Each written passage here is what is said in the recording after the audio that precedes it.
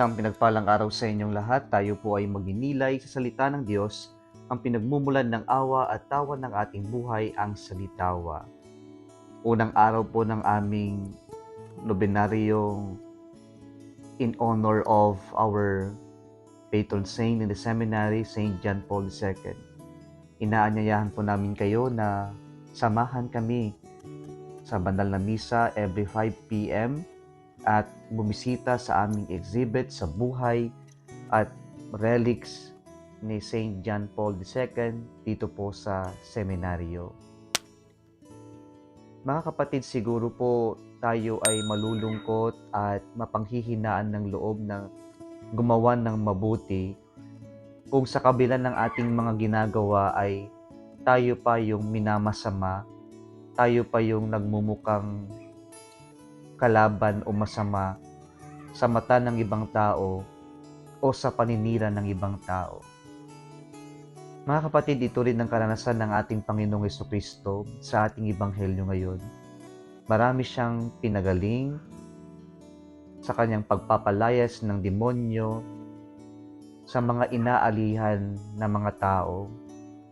Pero sa kabila ng paggamot ni Jesus sa kanila, siya pa yung minasama ng mga inggit sa kanya, ng mga insecure sa kanya, ng mga Pariseo.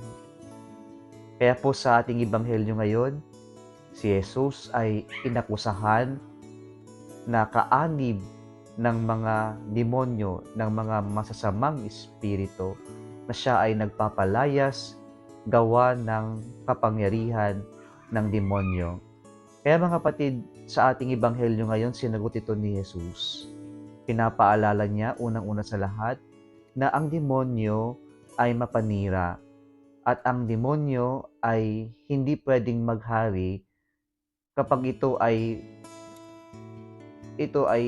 watak-watak, sapagkat ito ang nais ng demonyo.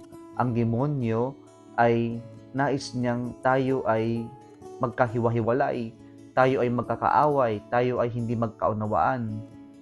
Ngunit ang kapangyarihan ng Diyos pinagkakaisa tayo. Kaya sa kabila ng paninira ng mga tao sa kanyang paligid, pinatunayan ng Panginoong Jesucristo na naghahari ang Diyos kapag mas malakas ang siyang naghahari sa kanya. Ang mas malakas ang siyang gumagabay, ang siyang promoprotekta ng tahanan. Kaya napakahalaga mga kapatid na sa ating buhay, makita natin na ang Diyos ang siyang ating maging haligi, ang Diyos ang siyang dapat na ating sinasandigan upang sa ganon, kahit anong paninira o pagsalakay ang gawin ng demonyo, hindi mananaig ang demonyo. Nais ko din pong makita natin mga kapatid yung ginawa ng ating Panginoong Jesucristo, kung saan sa kabila ng kanilang paninira, ang Diyos hindi kailanman tumigil, nagpadaig sa kanilang paninira, sa kanyang integridad, sa kanyang pagkatao. Ang Panginoon na natiling maging mabuti at gumawa ng mabuti maski sa mga taong naninira at hindi may gusto sa Kanya.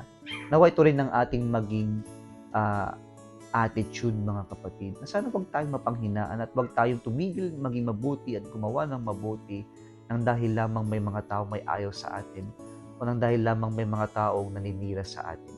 Ipagpatuloy natin ang mabuting ginagawa natin. Sabi nga nila, ipakita mo kung sino ka. Muli, isang pinagpalang araw sa inyong lahat.